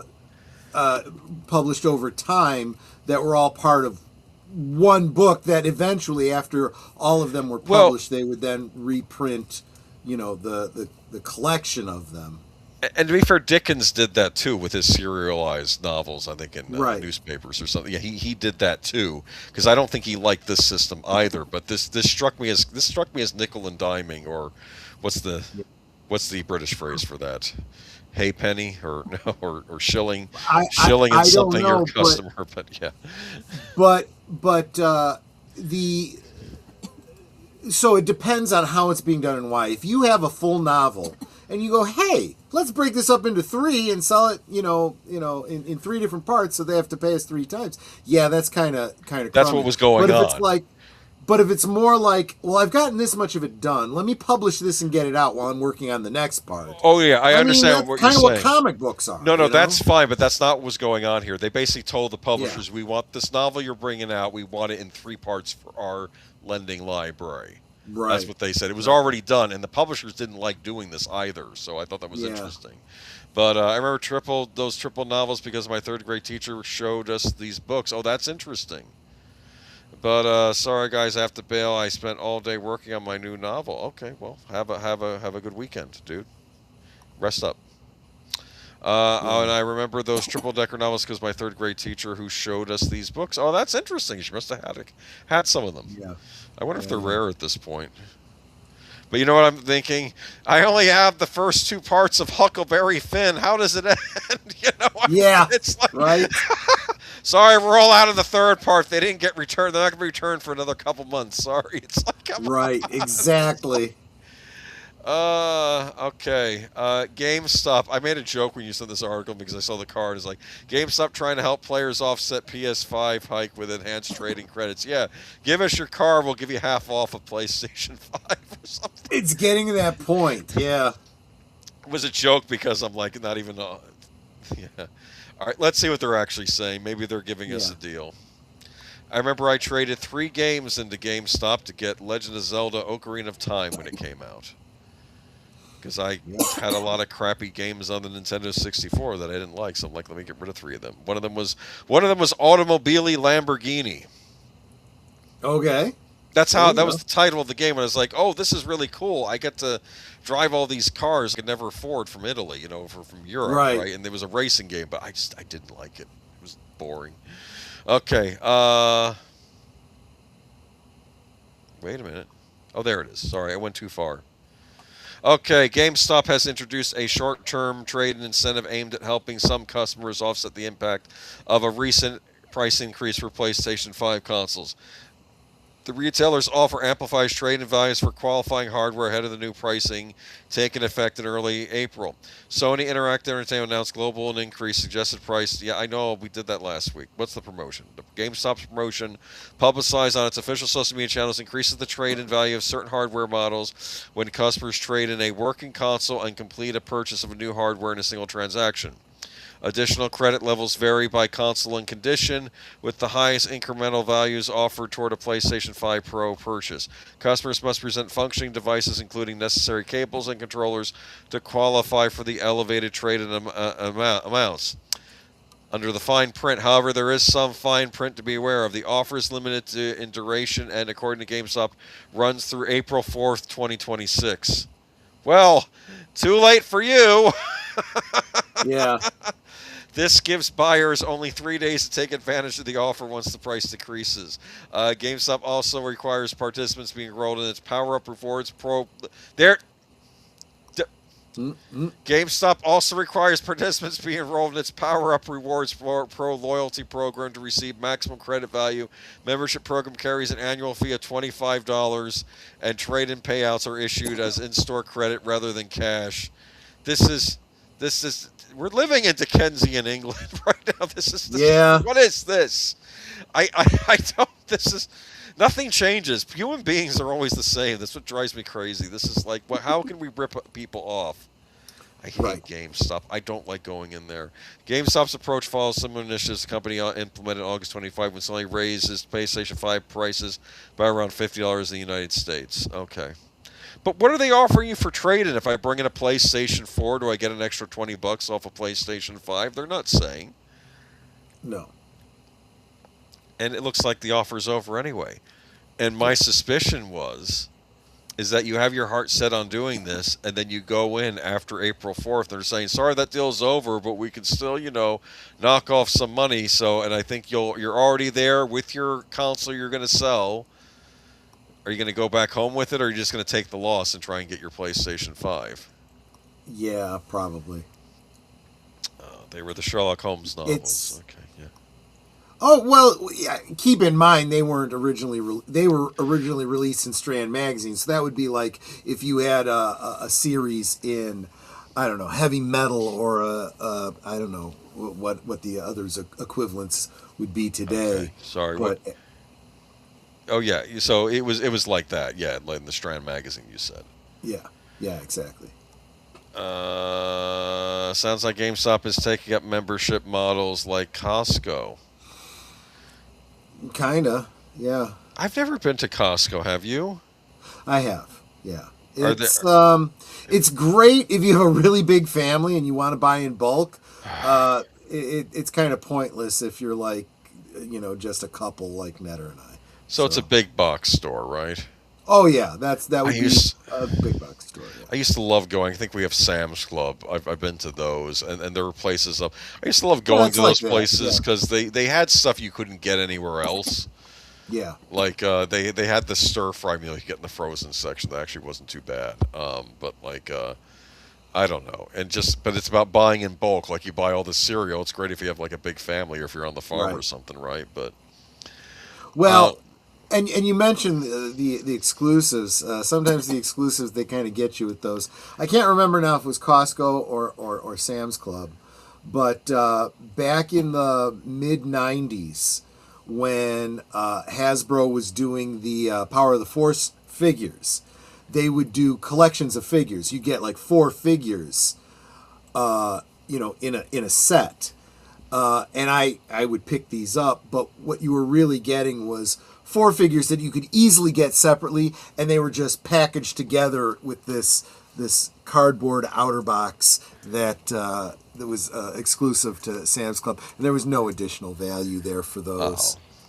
Yeah. well, you got the additional cardboard outer box, I guess. I'm just Well, and sometimes there was a certain convenience there. If you were going to get all 4 of those figures anyway, yeah, okay, I'm going to go ahead and get that. Let's see. The price of RAM is out of control because of every company's AI ventures. If you want a PC desktop, they will be super expensive. Is that right? Well, speaking of which, Yeah. oh, never mind. That's not the next article. Okay. Oh, that would have been a great pivot, Darn though. it. Okay. Back to our head. We'll get to that in a minute. Okay. Put a pin in that. Me and my monkey. We may have one of the reasons why the RAM's getting so We expensive. are going to be talking yes. about that. Yes. The largest pinball arcade in the Midwest is now open in Illinois, featuring over 110 machines from the last 80 years. Darn it. Is this anywhere where you live? Yeah, it's not far from me. This was sent to me by Marc Malnekoff, and I was like, okay, this is cool. This is something worth talking about. Yeah. That might be something fun if you do like an excursion out there sometime. You Oh, can yeah. tell us about Oh, it. yeah. But this is actually rather neat. The Pinball Capital, the largest pinball arcade in the Midwest, is celebrating its grand opening today at Stone Park, Illinois. The date also marks the 50th anniversary of Roger Sharp's appearance before a New York hearing where he demonstrated to the Manhattan City Council that pinball is a game of skill rather than chance. Oh, yikes. That must have been a thing. The grand opening will feature a screening of Pinball, the Man Who Saved the Game, and will be attended by Sharp himself, according to the Pinball Capital. The new venue covers 8,100 square feet and features all 30 of Stern's Pinball Insider connected tables, along with more than 80 other machines from various eras of pinball. The collection is extensive, spanning more than 6 decades, and includes games from a 1947 Gottlebeat Humpty Dumpty to 2025 releases such as Harry Potter, King Kong, Myth of Terror Island. Oh, that's interesting. Star Wars, Fall of the Empire, Jaws, and Cactus Canyon. As part of the celebration, Sharp will showcase the bank slot machine, which will then be given away to one lucky guest in attendance. The festivities will continue throughout the weekend, offering free play on pinball tournament competitions and complimentary snacks and non-alcoholic drinks. The Pinball Capital will operate Tuesdays through Thursdays with $20 all-day play from 3 p.m. to 10 p.m. and Fridays through Sundays 11 a.m. to 11 p.m. This would be a cool way to spend an evening. You just pop down $20, play all the pinball games you want. That might be... Yeah. Maybe you kids that can't afford these expensive consoles, maybe once a month go down there with your buddies and play pinball to your heart's content. I guess it's all non-alcoholic drinks there, though. I used to go to arcade bars where they'd actually have alcoholic drinks you could play. Oh, like Dave and Buster's and stuff like that. Yeah. The classic game room guy once said when he was playing, he said, Ms. Pac-Man is best played on a cocktail cabinet. That way you can have the joystick in one hand and a scotch on the rocks in the other. There you go. I'm That's out what for he, that. that's Yeah. what he said, yes. But yeah, now going on. But anyway, this is just a really cool, really cool. It's really cool. I would go to this myself. I we need more of these. I'm sorry if I'm paying. Just bring the arcades back at this point. I know, right? Just because I'm just done. E-games will be for the uber rich. The rest of the world will get a renaissance of pinball and air hockey. You know what? Yeah, maybe. Yeah. Because and maybe that's what we'll do. Us working class people. That's what people don't understand about game consoles. This was a working class hobby, and they're taking it away from us, and it makes me angry for the young people out there. I'm just not happy about this. But this might explain why some of these prices are going up, because apparently Chinese memory vendors are claiming to be doomed, tossing aside stockpile DDR modules as dropping prices cause panic. What on earth? Yeah. This is some shady business here. Let me read the article. Get rid of you. Okay. So let's see. In a new video shared by a Chinese media account, the current situation in the memory industry appears to be causing panic among some DDR sellers who are now begging for prices to rise again. So I guess they're hoarding it like gold and silver. We have reported on a DDR5 prices dropping aggressively across retail markets in recent times. And interestingly, the situation in China appears to be the most surprising of all. A Chinese media account on X has shared what appears to be a RAM vendor at a local market who is showing a stockpile of DDR modules. And interestingly, there is a computer panic within him. According to automated translation, the vendor says memory prices have seen a massive dive, and they are stuck with huge memory stockpiles with nowhere to offload them at inflated prices. That's a shame. Too bad. Now I'm starting to think I should have gotten that PS5 while I still could have, and I could have waited for the memory to go down. Well, here's what the vendor is actually saying in the video. Brothers, memory prices have taken a massive dive. We're stuck with it. Stuck with it. We're doomed. Yeah. We're screwed. Is there any chance the price will go back up? This should be a movie. I'm sorry. Right. This is a broader sentiment in the retail consumer market, memory market, especially among hoarders who initially stocked up on DDR modules in anticipation of offloading the higher costs. However, with the recent drop in RAM prices, the same vendors are now panicking about their stockpiles and whether they can be offloaded at the prices they initially paid. We all know what happens when the hoarder scalper community once prices are poised to drop from their inflated levels. It creates a domino effect with stockpilers offloading large quantities of DDR products, hoping to stay safe from the price drop. Why are the prices going down now?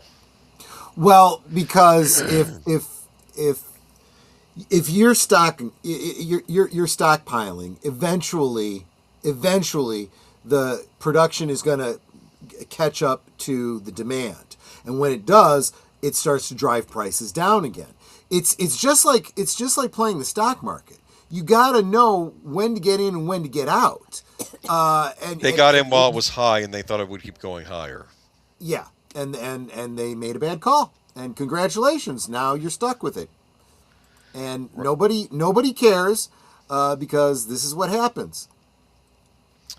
Right now, the demand for DRAM in enterprise markets is consistently growing, and there's no chance of the growth rate slowing down. Yet at the same time, the PC market has seen a more interesting phenomenon, one that we're never anticipating happening in U.S. markets. Several DDR memory deals are emerging with average prices down more than 30% from the very highs. Okay.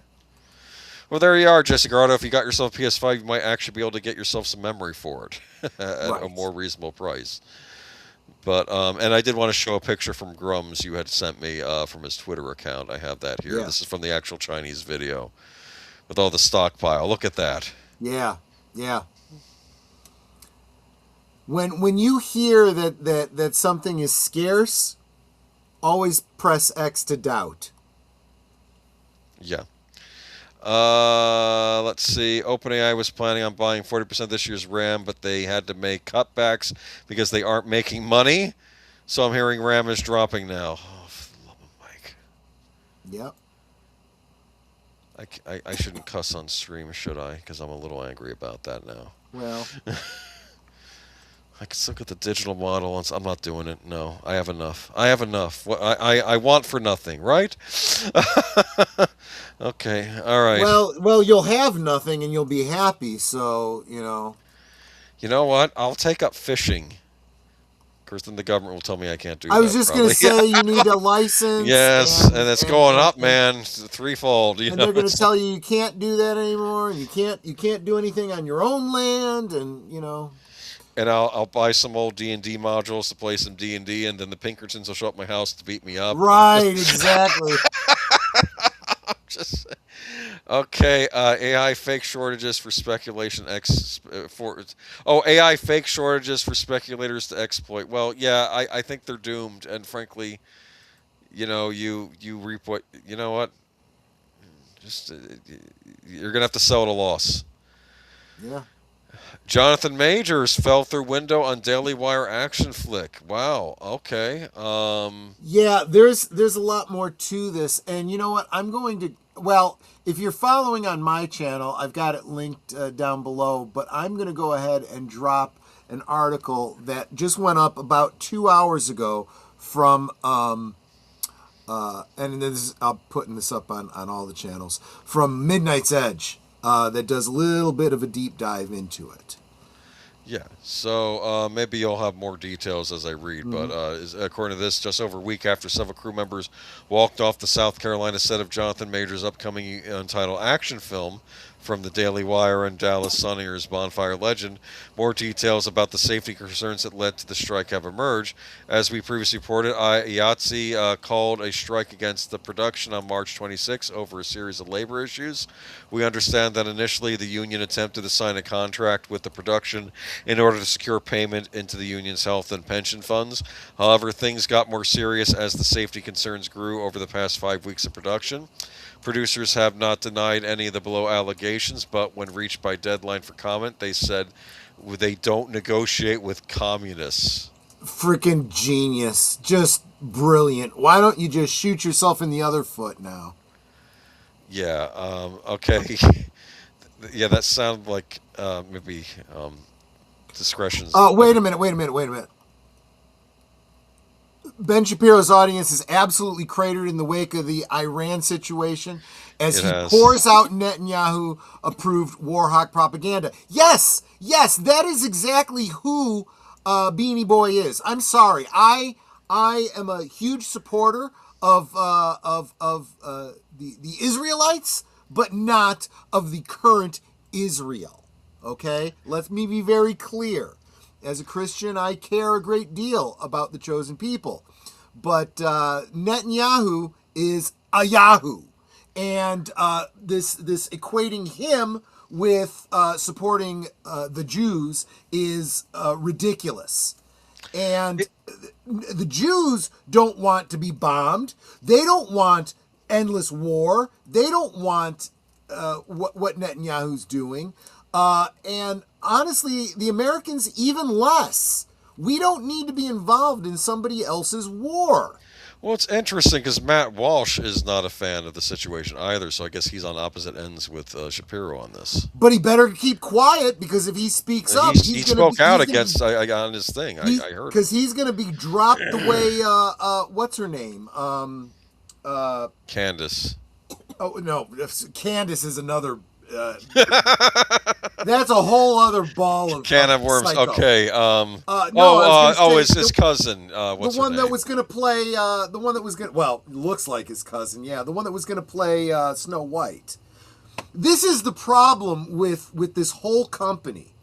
If you have any intellectual honesty, even if you are a conservative, these people are yahoos. They are CIA pin-wearing, deep statist war whores, and they couch it behind the flag and support America, but it's bullcrap. It's moronic. These are the same people that still believe that Iraq had weapons of mass destruction. You know? So I have a question, though, about this particular thing. Is this like a Rust-type situation where protocols weren't followed? Is that what I'm getting from this? I don't know for certain, but yes, I do believe these were legitimate safety concerns that the crew is saying someone is going to get seriously hurt, this needs to be fixed, and it's not being addressed. These are legitimate reasons why people would say, I don't want to be involved in this. I'm out of here. And they're couching it in political terms and saying, well, they're communists. People that just don't want to be injured on the job are not communists. These are just rational human beings, you know? Yeah. And it doesn't sound like, interestingly, you know, the initial thought when you see an article like this is, oh, what is Jonathan Majors doing now? No, he's just a man who wants to work. And nobody wanted to hire him until this company did. So he took the job. He and, I'm sorry, I'm forgetting the other actor's name, that fell out of this window and fell 6 feet onto broken glass, okay? Neither one of them are coming out and saying, oh, it's unsafe conditions, I don't want to work for them anymore. They both are on camera saying, yeah, I'll be okay. Did you get the shot? Well, if you got the shot, let's use it, you know? Nobody was having a problem with it that was directly involved in the situation because these actors just want to work. They just want to work. They want to get paid. And they're not saying anything in interviews that's particularly negative towards the production company. But now, you know, because they know that they're not looking so good, they're looking to blame them, saying, oh, they shouldn't be doing interviews at all. Okay, did you give them that direction? Just don't take any interviews on this? Like I don't No, know. I'm sorry. This whole Jeremy Boring, Ben Shapiro, these are people that have great ideas but don't have the experience to pull them off in the business world. Let's see. Yes, this is another great point. Now, I don't know if this is specifically true in this circumstance, but in general, the crews do tend to be more conservative because they're working class people. Yeah, well, they're tradespeople. Yes. Yeah. So yeah. Or See, trades. there's different kinds of conservatives. There's true conservatives, the real salt of the earth, the real working class that are against high taxes, that don't want us getting involved in foreign wars, you know, that want as much freedom as possible in their lives. You know, yes, they support the police, but not, you know, ridiculous trampling all over people's rights. That's conservatism. Then you have the neocons that want us to be the world police, you know, USA, F yeah, you know, let's go bomb this country, let's go bomb that country. And you know how we win the wars? By completely wiping them off the map. That's what we want. Yeah, that's not conservatism. That's statism. That's war whores. That's the deep state. That's Susie Wormtongue, who's actually running everything that Trump is doing right now. I've seen that analogy being made, actually, but it doesn't look like... Majors, Daily Wire, Deadline. No one to root for here. No, that's actually a pretty good summation. Well, that's the thing. I feel like these days you're sort of stuck between a rock and a hard Honestly, place. I feel like the Daily Wire and Deadline are putting me in a position to have to defend Majors here. Majors, for once, didn't do anything wrong. You know?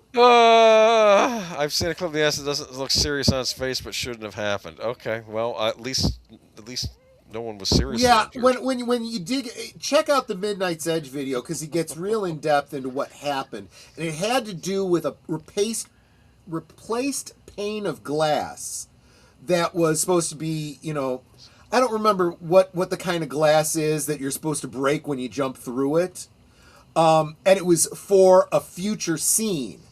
And they installed it when they shouldn't have. I'm guessing they probably should have had plexiglass installed for safety reasons. You only replace that plexiglass when you're going to be doing something where you need someone to break through it. And then it's a well-choreographed shot. This was not that. This was accidentally falling through the glass when they shouldn't have, and not being prepared for the fall on the other side, which was I've heard it said it was about 6 feet. Okay. I don't know if that takes into account the height of the actors. It might have done, because look, I was just telling Boomer before the stream, I took a tumble yesterday down 2 steps. It was about 6 inches. But when you consider my weight and my height, that's still and you're not prepared for it. I fell wrong. I wasn't doing a fall that was planned and intentional, so I ended up getting hurt. And so yeah, you could say I fell, almost 6 feet because, height of my body. But anyway, the point is, and he fell through glass and cut up, not Majors, I'm sorry, the other actor whose name I can't remember, cut up his hands. No, I don't think it was candy glass. I think I see what you're saying. I want to say it was it tempered glass, or I don't remember what. I understand what you're saying. Now that's the artificial stuff they use, like when you have smash a beer bottle over someone's head on a set. Yeah. Whatever it was, it also wasn't installed properly. It wasn't. It was a partial install. It was like, you tack it up and you're going to go back right. and reinforce it later. They hadn't done that. I guess they figured, well, no one's supposed to be breaking through this, so it should be fine until we can get around to it. That is not how you maintain safety on a set like this. Yes. No, it isn't. Yeah, it was actual glass. But I don't think it was pane glass. I think it was tempered glass, which is supposed to shatter, which is sometimes what they use in certain scenes. I don't know. So, so when you see someone break through a window, it's not candy glass. Candy glass is what you use on a bottle that you break over someone's head. When you want a glass to shatter, that's tempered glass. That's the kind of glass you have in your windshield. It takes a lot to break it, but when it breaks, it's spectacular, but it breaks away from you, and you usually don't get seriously injured. You can get injured if it gets into your eye or something like that. So there are certain safety things they got to do when they're planning the stunt. Also, you may not know this, anybody out there in TV land, but your bathroom window is also tempered glass. Yeah. It has to be by law. Yeah. Interesting. Okay, well, that makes sense. So that's interesting. But and actually, more windows are tempered glass than you might realize. Do you think the Daily Wire is in some giving me financial trouble if it isn't already? Well, I hope they're talking to lawyers right now. Safety glass is all about the shape of the glass when it breaks. It doesn't create shards. Yeah. I'm getting off topic here, but tempered glass is a type of glass that's between 2 sheets of film. I don't know if it's a plastic or what, and it takes a lot to break it. When you hit it, you see it shatter like a spider web, and if you break through it, all these little pieces go all over. They're little tiny pieces. And you can get nicked by it, like little paper cuts on your face or your hands or wherever it hits you. But by and large, it's not going to slice your jugular or anything like that. That's why they use it. Several crew members walked off the set, off the movie earlier this week for safety reasons. Look, so getting back to your analogy to Rust, where people were saying, look, there's safety concerns. Yeah. Please fix this. Yes, I would say this is exactly like that. What's the movie? And considering, I think if you were to go back and watch Benny Boy's, well, I would have taken it. No, you don't get that one. Okay. You get this if one. I were to pay attention to older streams of his, I'll bet he had some things to say about Alec Baldwin that are going to come back to bite him. You had your shot. Remember, the internet's kind of forever, guys. You had your shot to meet him, I'm just saying. But he might have run you over, though. I wouldn't waste my time. I was too busy trying to find Marvin Montanaro and Snarky J and WDW Pro and Jonas J. Campbell. Those were the people I wanted to see. Yeah. Yeah, it's like We actually enjoyed our time at the con. We didn't need Alec Baldwin ruining it for Yeah. us. But and we mentioned this before, whoever organized it did a piss poor job. Yeah. Last year you could find everybody, you could find everything, the maps made sense. This time it was like, But if how does this work? We're trying to find cosplay headquarters. We don't know what that is. You work here. yeah, if you want to see a celebrity and you want to see as much of a celebrity as you can, you're going to want to check out Bryan Cranston on Disney Plus. Yes, so taking my clothes off is my whole life. Bryan Cranston on the glorious gross out return of Malcolm in the Middle. Remember Malcolm in the Middle? I do. Life is unfair.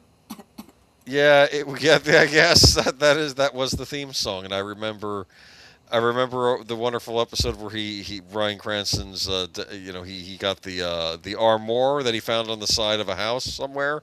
Why is someone throwing out a perfectly good armoire? I'm going to polish this up and give it to your mother. Then he opens it up and he says, "Why are there all these tiny bow ties in here?" And then all these tiny black bow ties. And then suddenly it was bats and they flew all into the house. Oh my gosh! And they didn't know what to do. When he's calling up an exterminator, he says, "How much per bat?" And he hangs up, and it's just disaster. It was just bats all in the house. The intro to the new Malcolm in the Middle was quite the thing. Kids punch police officers. Santa Claus gets kicked in the face. A barrel full of feces detonates itself inside a family car. This recap of previous episode is so full of gross out comedy and family fights that a grandma grabs her teenage grandson and crushes his testicles until he squeals, and intones a voiceover at its end. Someone actually asked for more of this. Okay, did they? It's been 20 years since the Emmy Award-winning sitcom about outrageous working-class U.S. family with the titular child genius went off air. It's a show whose fans remember it fondly for never dipping in quality throughout its 7 seasons, but were they really clamoring for more? It was in all the magazines, says Frankie Moons, a.k.a. lead character Malcolm. In 2015, he casually tweeted that it would be so cool to catch up with the characters, and I couldn't believe the response. I was shocked, although really he shouldn't have been. After all, he spent decades getting first-hand experience of how much more loved the show is than he ever dreamed. One of the wildest was the first time I went overseas. I had no idea people knew the show there. I was in Geneva walking with my girlfriend and people were looking. By the end of it, we were literally being chased down the street. When I'm in Europe or I'm in Mexico or in Central America, people love the show so much. I'm not comparing myself to the Beatles at all, but it almost was that odd level of what is happening. Fans should be happy. The rebooted Malcolm in the Middle, subtitle Life's Still Unfair, after the theme tune lyrics, is every bit the laugh out loud pleasure that the original was. The 4 half-hour episodes, which reunite the original cast for parents, Lois and All's 40th wedding anniversary celebration, are full of killer gags, surreal humor, and OTT family showdowns ranging from siblings calling the tax office on each other to Malcolm attempting to win an argument about not being stuck up by keying his own car. It's comedy joy. I wonder what Malcolm does for a living now. It would have to be like science orientated, right? That would pay decently, but it's probably something like making chemical additives for, I don't know, for food or something. Oh, no, that's his father's job. Oh, it is? Okay. Okay, funny, yes. Oh, because of, Breaking Bad. Yeah. And it would never have been without one man. The series really came to follow me, a conversation Muniz had shortly after the tweet. I had dinner with Bryan. I remember him saying something like, "There's no role I'd want to revisit more than Hal," so he took the lead. It's thanks to Bryan that it really did happen. So good for Bryan Cranston. That's just to be clear, is Bryan Cranston, a.k.a. the star of Breaking Bad, widely regarded as one of the greatest TV shows of all time. He won an Emmy for Outstanding Lead Actor 4 times in 5 seasons, crediting one of the finest performances ever committed to the screen. It's not surprising that the role he's keenest to reprise is a goofball dad with a penchant for stumbling into ludicrous slapstick scenarios. I think it's because he's been murdering so many people on other shows. Laughs Jane. Kaczmarek, who plays Malcolm's mother Lois, he's like, wow, I can go back and be Hal again. The opportunity to have fun certainly isn't one of Cranston's wastes. It certainly isn't one of Cranston wastes in the episodes. He performs a full-on choreographed dance routine in a supermarket aisle. He attempts to microdose, accidentally takes enough hallucinogens for 15 elephants, and ends up imagining himself on the Nine Inch Nails Trent Reznor, complete with thigh-high leather boots. He is repeatedly naked, including a callback to Hal's habit of stripping down so Lois can shave off his excess body hair while his kids watch it on in horror. Yes. Oh. Taking my clothes off seems to be my whole life, laughs Cranston, who recently won an Emmy for appearing in an episode of Seth Rogen comedy The Studio, in which he wore a leopard skin thong.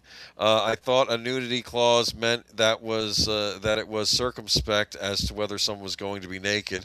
I didn't know my agent viewed a nudity clause as nudity is essential, so here I am, a 70-year-old man parading around in his skeevies. That's funny. Cranston, all or nothing approach.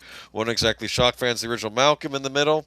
As far as he was concerned, the more extreme his commitment, the funnier the joke. I can't even recall all the things that I've done, but all in the name of comedy. You got to go for it, he says. I was covered in blue paint. I was tied in front of a city bus. I had 60,000 honeybees all over me.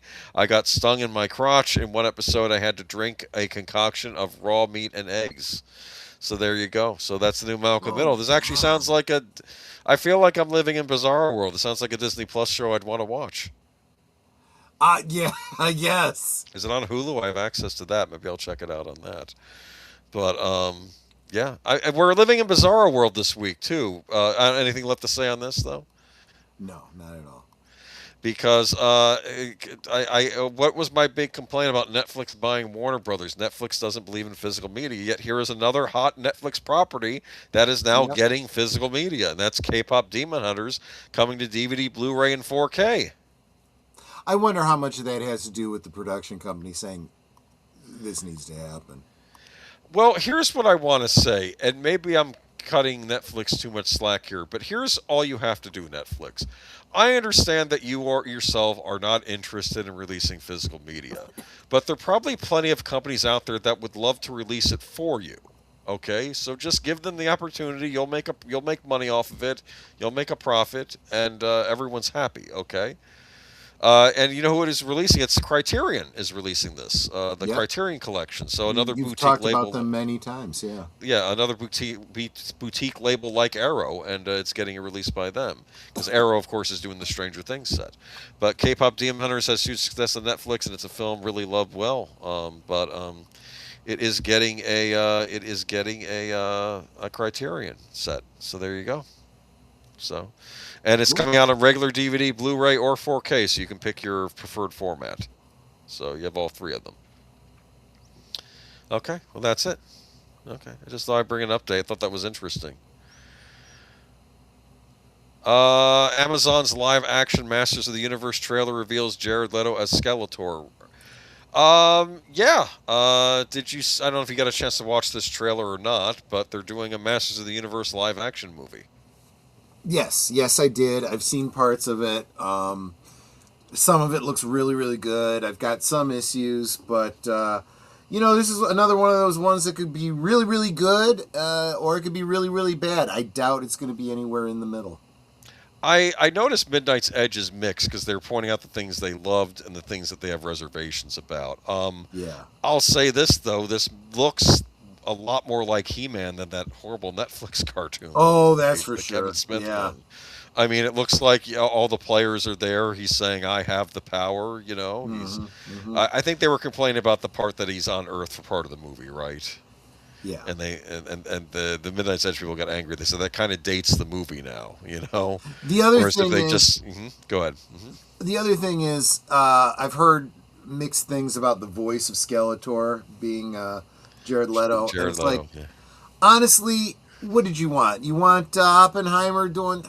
He-Man! It's me, Skeletor! It's like, that worked great in the cartoon. That's not going to fly in a movie like this.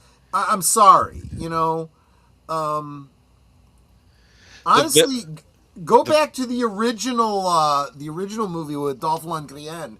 Who was it that played a Skeletor? That Frank was Langella. Frank Langella. Yeah, I thought he had the perfect voice for it. I'm not sure that he had the right physique for it. He probably was not. He was fine. The best physical casting for it, but his voice was great. You know, he took that part very seriously. I give him points for that. He treated it like a professional. You know, when he played that. Right. Frank Langella, who his career got messed up because of an accusation that I don't believe. I'm getting kind of sick of that kind of stuff. You know, Yeah, and I'm so angry about that. He's a great actor. But his Dracula. You ever see his Dracula movie from back in the day? I absolutely did. Yes, I did. Really, really great actor. Was Perry White in Superman Returns, as I recall, too. Yeah. But yeah, the official description: after being separated for 15 years, the Sword of Power leads Prince Adam. So I guess in this he was exiled to Earth for protection. So like when he was a boy, so Adam Nicholas goes on back to eternity, where he discovers his home shattered under the fiendish rule of Skeletor. To save his family and his world, Adam must join forces with his closest allies, Tila, played by Camila Mendez, Duncan / Man of Arms by Idris Elba, and embraces true identity as He-Man, the most powerful man in the universe. Okay, so I don't know. It looks more like, I'll say this, it looks more like He-Man than certain other superhero movies that are coming out resembling their original thing. It's starting to, you know, it's funny you mentioned that, because frankly it reminded me of the Flash Gordon movie too, from the trailer. Yeah. In fact, so I don't know. Maybe it's either going to be great or it's going to be terrible. But I don't know. I feel the kids need something. The boys out there that you know have had all their stuff taken from them. I think they hope let's make it a good movie, people. Right. Four Strikes and Leto's voice and Tila's pants are not among them. Oh. I don't know if I paid attention to Tila's pants, but maybe I should. Millie Alcock was in the news. If you don't know who that is, she is the actress playing the new Supergirl. See, every time I hear her name, I think of Tilly Norwood. I'm like, oh, is she that AI chick? I got to read this. She was interviewed recently, and maybe the rest of the interview went fine, and some of this is taken out of context, but just listen to this.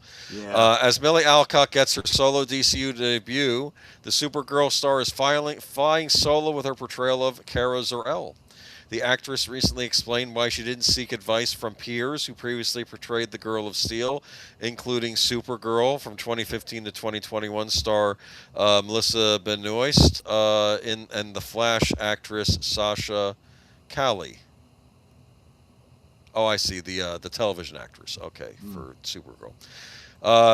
So Millie Alcock goes on to say, they're just people living their lives, explained Alcock to Vanity Fair. It's not like we have this blood bond. Following her starring role yeah, okay, go ahead. Let me interject something there, because I could almost see her point here. We've been saying for the longest time, why do we even care what these celebrities say? They obviously don't know the source material. They don't care about the source material. You know, this isn't like you're going to someone like Dean Cain, right, to ask for his advice on playing Superman. Because he would talk about Christopher Reeve, and, you know, maybe he spoke to him or he spoke to another actor. You know, actually people that actually cared about their characters and took the time to understand what it was all about, you know? Yeah. But so is there really any value for her to go and talk to, and that's the other thing too. This article talks about Supergirl, right? And it shows the pictures of the one from the WB show. Or yes, CW show, yes. And it shows the girl from that Flash movie. And I'm like, but that's not even the same character. It's Supergirl in name only. It's a different character in a different universe. She would have no insight for you for playing the character you're playing. You know? What I might have said was this is a new take on the character, and I didn't want anything in interfering with my not interfering, informing my performance because this is a new take on the character. I think I would have said that.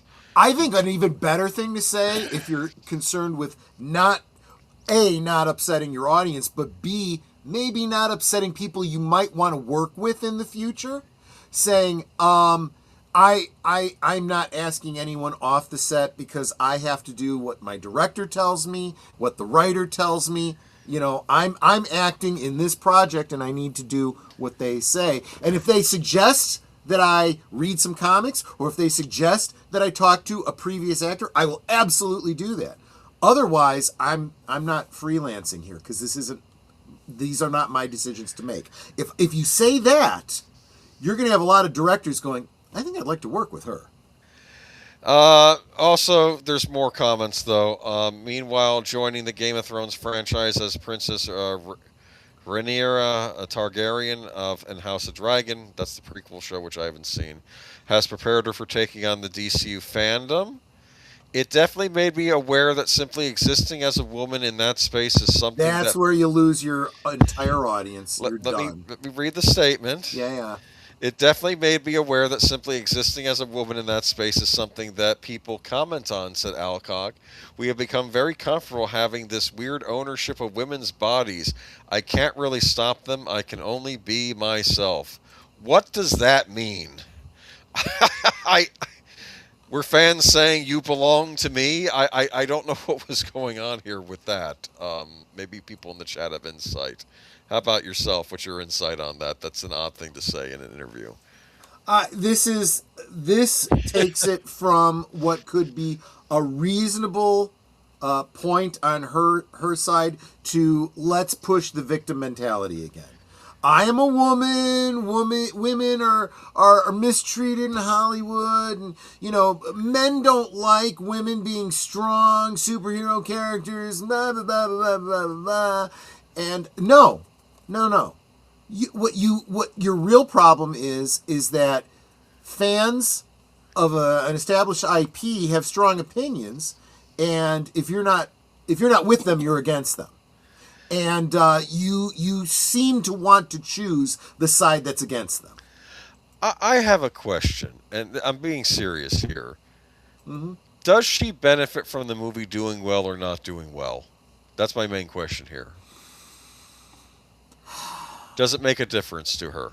These days, I don't even know. But I mean, look at Warner Brothers offer her a flat fee and that's it, and then you don't make any residuals? Because this is not selling me on the movie. I can sum it up for you. Let's be rational here.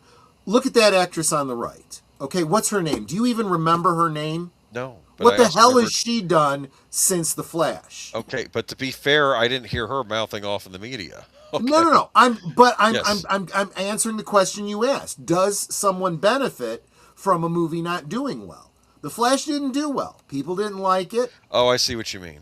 Yeah. Well, that's my point, though. I don't understand. I'm not getting any enthusiasm from her on this project. I'm not getting. I mean, you are part of this production. You should be selling me an audience member wanting to go see this movie. You're supposed to be saying how cool it's going to be, and it's going to be an adventure in far space, and the dog gets shot, so he's out of commission for most of the movie, according to the trailer. But I didn't even bother doing a story on the trailer because it didn't look that good. But oh, and by the way, the Lobo thing, Geek Flag with Nate Knows was right, because it is just makeup. I guess the character puts on his face. He doesn't have white skin in this version. He just kind of paints his face white, like Heath Ledger's Joker or something. Are you kidding me? And that's what it looked like from the trailer to me. It looked like he was like a war paint thing he put on. That he just looks like a humanoid alien like the rest. That is stupid. Okay, I'm just saying that's what I saw, and apparently. So in other words, they don't really care what the character's backstory is or any of that. Just screw all that. We're going to do whatever the hell we want. It looks like they're trying to do a Guardians of the Galaxy style movie with like misfit characters again, and like her teaming up with Lobo, and I guess there's this girl character that she's trying to protect, and I don't know. Crypto's not along for it though, because apparently he gets poisoned according to the trailer, and then he'll die in 3 days if she doesn't get the antidote, and that's why she's going after these. I guess that's her motivation to go do something to save the dog. But yeah, I don't know. Okay. Well, Lynn Green, I guess I know what your opinion is on this. Okay. Shasha Yeah. Kamal was in The Rip with Matt Damon. Okay, so she is getting parts. That's the actress who played the Supergirl. I have nothing against her. I don't blame No, her for The Flash not doing well either, because I think that no. movie was just DOA. I'm just saying I Yeah. don't think it did her any favors, and I That's would my say the problem. Well, I same don't would be think true these for movies this are girl. doing anybody any favors. That's the No, problem. They keep saying things have changed. That we're out of the what is it, the Snyderverse, and now we're in the Gunverse, and I I don't think this movie's going to do well, but I don't know. yeah, Is anybody hyped for this? I'm not. I'm more hyped for He-Man than I am for this, and I'm not a He-Man fan. But anyway, moving on to J.J. Abrams' Bad Robot downsizing, closing L.A. office, but to set base in New York. This sort of came as a surprise. Is the wind finally changing for J.J. Abrams? Oh wait, Not. I think there's a market correction going on here. That's what I will comment on this from the fast because thank you, Joe's Atmosphere, for the $10.99 super Thank you chat. very This was much. back Yeah. to Supergirl. Let me just go back there a minute there. Was cautiously optimistic until the interview and the new trailer. They've had 8 test screenings. They're on their 3rd composer, and they know it's a turd. It's Guardians of the Galaxy 5, Save Crypto again. I've heard that this is that they've shot that they keep trying different endings, and the test audiences keep rejecting them. Why don't they have the ending already written before the anyway? Back to Bad Robot here, though. Let me see. So they're not doing so well. J.J. Abrams is reducing the footprint of his production company, Bad Robot. Word of the restructuring quickly spread around Hollywood on Thursday, despite the day being a major Jewish holiday Passover. The company is closing its L.A. office. They expected to open operations in New York, working with a smaller in-house team and outside producers. It's unclear yet which of Bad Robot's current executives will be leaving, but discussions are underway. As Bad Robot slims down, the company will remain under its first look film and TV deal at Warner Brothers, which goes through the end of the year. By then, the company will have been at Warner Brothers Television for 20 years. The downsizing reflects the change in financials of Bad Robot's Warner Brothers deal, which went from a rich overall agreement to a more modest first look pact at the last renewal announced in December 2024. I would argue this is because their projects aren't performing. Bad Robot has Error Presumed Innocent, Apple TV's breakout hit, returning 2nd season, and animated series Batman Cape Crusader for Prime Video. Thank you, Bad Robot. I forgot you were involved with that. Yeah. I've so wanted to talk to you about Batman Cape Crusader, but you refuse to watch it because you know.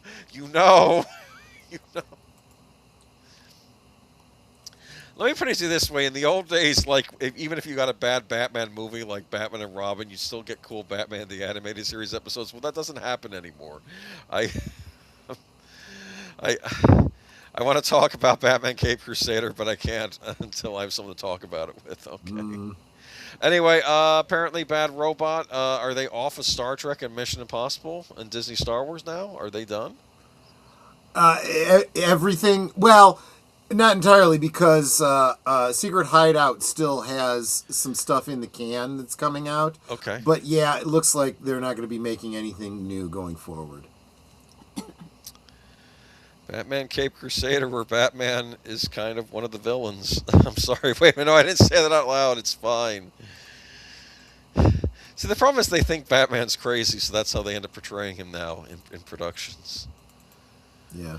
Hershey to return to pure chocolate ingredients in all recipes. This is a long article, so brace for it. It might take me about another 15 minutes. Hershey says it's going back to pure chocolate ingredients in all of its products, swapping out a chocolate compound coating and replacing it with their classic milk and dark chocolate recipes. A member of the Reese's family recently accused the company for cutting corners on ingredients. That's it. Yeah. That's the whole article. It's like 3 sentences. No, and there really doesn't need to be any more than that. I mean, that's exactly what, and I think what you said when I sent this to you was, Hershey's to return to pure chocolate ingredients. What were they putting in before? Well, this is one of the things I've been talking to you guys about during Liquid Lunches for a while now. the impurities they're putting into things. Look, it's really this simple. When we were kids and we first started, enjoying Hershey's chocolate and whatever else, there was chocolate, there was milk, there was some emulsifiers, sugar. That's about it. That's what was in these chocolate bars. Now they're adding all kinds of chemicals to make them last longer, to make them cheaper, to emulate. Look, I've said this before about chocolate. Chocolate is a monoculture. It's like bananas. If there's a blight, it could wipe out the world's supply of chocolate or bananas, or there are other monoculture crops out there. So I do understand why there would be some thought about maybe we should find artificial methods in case something happens. There has always been a huge fluctuation in the commodities market for chocolate, just like there is for coffee, just like there's for many other things. And chocolate and coffee happen to be ones that are very, very, it's very easy to do. Just one bad season could really throw off the whole market. But I think what they need to do is get away from monocultures and start looking at, there's other chocolates out there that aren't the same chocolates that they're using that provide. I was making an example did you know there's a red chocolate out there? There's a chocolate bean out there that when you break down the liquor and turn it into chocolate the way you do for the chocolate that which is brown, it actually comes out red. It is a different strain. It is related. It tastes a little different, a little fruity. There's a place for that in the market. Why they're not going after it, I don't know. But anyway, getting back to this, honestly, I'm gonna keep thumping on this. The one thing that our current administration has gotten on right was pulling in Robert Kennedy Jr. and the Maha movement. They've already been pushing companies to get rid of artificial colors, and those artificial colors, let's not be mistaken, they are petroleum products. They're putting stuff that comes from crude oil into your food to color it. Things that are not food, they're trying to put into your food. Why? Because they want it to have this color. Well, I'm sorry. If you can't put that color in with a natural color, then don't put it in. I honestly do not need my Cheetos to be orange. I don't. I need them to taste like cheese. Cheese and that wheat puff or corn puff that you make them out of. If you just do that, that'd be great. If you can get away from the seed oils that don't naturally occur in nature. When I say naturally occurring in nature, peanut oil. If you grind up peanuts, it naturally separates out the oil. That's a natural oil. Whereas sunflower seed, corn seed oil, corn oil, canola oil, those are all done from, I can't remember if it's hot press or cold press, a process that they go through to extract oils. And these oils are not natural to your body. Your body can't break them down the way it can with like peanut oil or coconut oil, or basic tallow, fat from beef, Those oils are really best used as lubricants for machinery. And in other countries, that's what they're used for. It is illegal to use seed oils in many countries of the world. You would think that in the United States, we think of ourselves as this great first world country. But we do the stupidest things because we don't care about our people and their health. We care about the money being made by big corporations that pay our politicians bills to get them reelected. Well, on that note, speaking of the money people. Oh, yeah. Remember this guy? Remember this guy who said that corporations have an obligation to push political messaging. Do you remember Well, now this he's guy saying from the woke WEF? era went too far and that was never what they intended. Well, based on what you said, it's exactly what happened. No, they're backtracking now on all this stuff. So Well, because there comes a point where the obvious cannot be denied. anyway, I'm not going to read it, but I just figured I'd put this up here. Yep. But yeah, Yep. the times they are changing. Like, I hope so. For heaven's sakes, Brie Larson's when she's on tour for the Mario Galaxy movie, she's saying how excited she is to play this part and that she's been a Nintendo fan all their life. And I'm like, why isn't the Supergirl actress saying I'm been a fan of Supergirl all my life? This is a dream role and things like that. Again, when you got Brie Larson being Yes. the positive example. And I was saying the same thing about Jonathan Majors. It's like the world is all turned upside down, people. Well, maybe some people learn and grow, and they correct themselves. That could be what's And I'm happening. all for it. Look, I'm the first one to say if Brie Larson really does do a good job, doesn't piss people off, doesn't say stupid stuff, I'll give her the thumbs up. Right? I'm not going to forget the stupid shit she said in the past, but I might forgive her for it. People, people can grow, as it's been said. Anyway, though, but that's about all the time we have for tonight. I don't know if Deleted Scenes has anything going on. He does not. So Okay. if you are on my channel, I will be forwarding you on to my stream at 11:30. Well, 11:30 Central. That's 12:30 Eastern, which is the next episode of Doctor Who. We start the 4-part arc called the Aztecs. That's tonight at 11:30. Hope you can join us. Yeah, if you can stay up late. She's probably better as a voice actress. I mean, she's not an unattractive woman. She is a very attractive woman as long as you're looking at her from the ankles up. But Okay. Anyway, but yeah, I'm like Tilly tomorrow- Norwood, who has perfect feet. Well, depending on the role, it can change. She could have eagle talons if the role called for it. I sent Troy an interview on a radio station with Tilly Norwood, my and she was gosh. talking some real trash about Sydney Sweeney. And she used, was the she joke used every the woman C word. hates. She used the C word, and Every I'm like, one- I sure hope that wasn't live, because that's a problem. That was I'm sorry, that was funny because it's like really they were was. saying every woman in Hollywood hates Sydney Sweeney, including the virtual ones. It's like I did like the joke where she said, "Yeah, I'm AI and she's double D." oh, that's funny. That And actually she was a having pretty meetings good with all these different Hollywood types that were all the problem. Like, joke. just She talked about Weinstein and Cosby and stuff. everything. She had a shrimp cocktail with Phil Cosby, and I'm like, It was obviously a bit. It was. I think it's obviously a bit. I don't even know if that was actually her. if that Well, was just a especially when radio she station said something doing it. about DiCaprio trying to get her pregnant. And it's like, I can't get pregnant. Even though DiCaprio tried, I'm like, oh my gosh. I'm sorry, that was just funny. How that would be. It's not possible. That's why I guess it's that's fun, the yeah. joke, right? I mean, Yes. I don't even want to visualize that. No, absolutely not.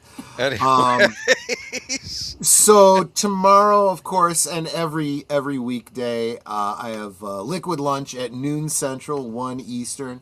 1 hour, spend your lunch with me, and we'll talk about whatever the topic of the day is. But tomorrow night, of course, is for members of my channel. It's Members Night at the Movies, and as I promised last Friday, thank you for reminding me, co-pilot, is Sleeper from 1975, I believe it was, Woody Allen. It's a great movie. It's another one of those.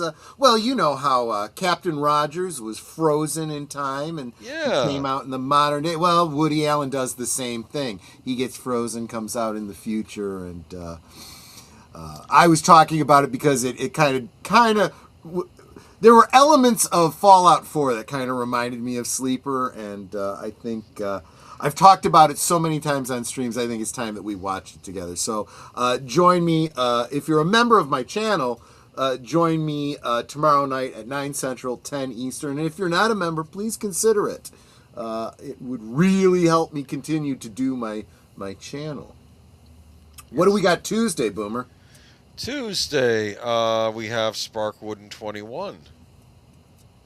Absolutely. The next episode of Twin Peaks. Yes. Followed by the next episode of Sherlock Holmes, the return of Sherlock Holmes on my channel. That's Tuesday. Wednesday's a busy day for me, but it has nothing to do with you guys. Thursday, Netter, what's going on Thursday? Well, I don't currently have a guest, but I might. But in case I don't, Just come hang out with us and you guys can run the stream. Exactly. You just come on by. We'll have a nice chat, talk about whatever y'all want to talk about. It'll be fun, regardless whether I have a guest or not. And if there's anyone out there who would like to be a guest on Thursday Things and let the community get to know you a little bit better, shoot me over a DM on X and let's get you on. Yep. And then Friday, karaoke. Friday's a karaoke stream, guys, and if those of you that have been around long enough know how it works, I'll start out here on this channel, just to greet everybody and get everyone together, and then we will migrate over to the Green Machine, the platform of freedom, where I don't have to worry about monetization and stuff. And copyright issues as we do karaoke. And if you want to join me, you want to do a song, absolutely come do one. If you want to recommend a song for me to do, you can absolutely do that as well. And that brings us to Saturday, which is over on Big Al Presents. I forget the name of the movie, but it's something about an astronaut, and it's Don Knotts, like the Audacious Astronaut, or something like that. Yeah, I don't remember the name of the movie. Okay, but, he's good in anything, though. Yeah, he's funny. He's absolutely funny. So we'll definitely enjoy ourselves on Saturday. Cool. And that is the roundup for this week. Sounds great, and we'll catch you next time. Have a happy rest of Easter. Be sure to tune into Troy's channel, and a little under an hour. All right, catch you a little later. Take care. Bye. Bye-bye. Bye.